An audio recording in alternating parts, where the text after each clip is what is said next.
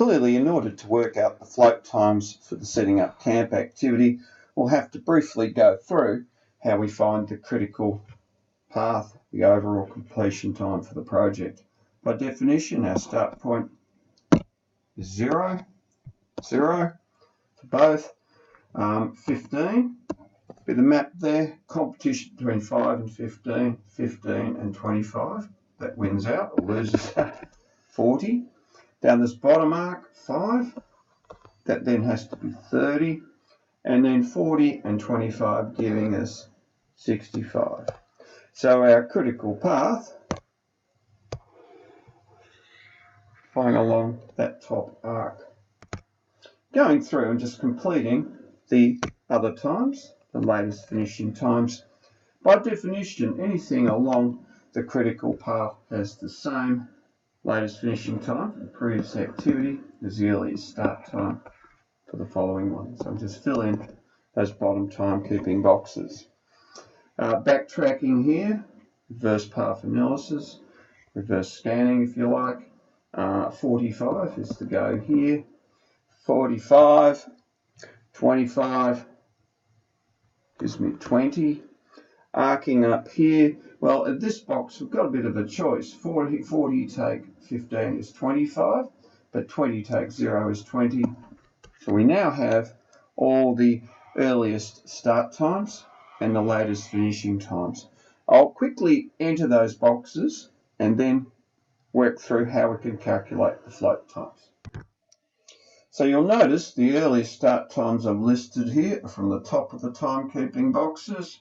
So just completing that, obviously A, B and C will start or can start concurrently.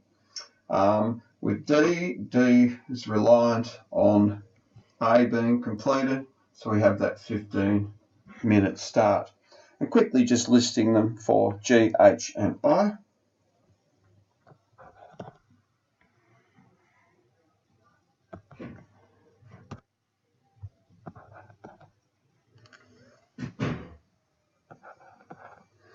Now the latest finishing time, I read from the top of the timekeeping box for A to the bottom of the next one. So 0, finishing at 15, my latest finishing time. Now for activity B, that starts at 0 and runs to 20. And just panning that through for the other, 0, finishing at 20 for C. For D, 15 finishing at 40, and so on.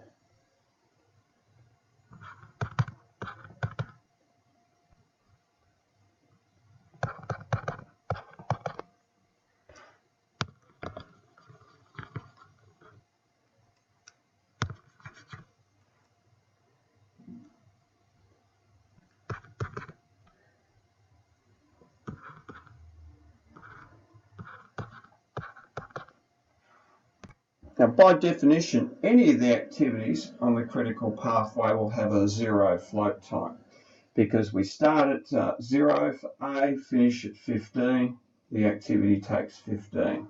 So by definition, anything on the critical path has a float time of 0. So I can quickly put that in for A, D and F. For the others, I've got a bit of a calculation. Unpacking the car, well, that can take 20, take the 5 from 0, which is 15 minutes of float time.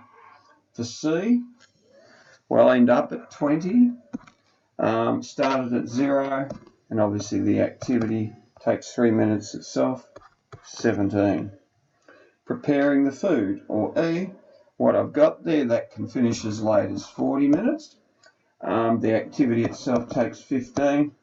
Earliest start time is 5, so end up with float time of 20. Tables and chairs G, that can finish as late as 65. The activity itself takes 10.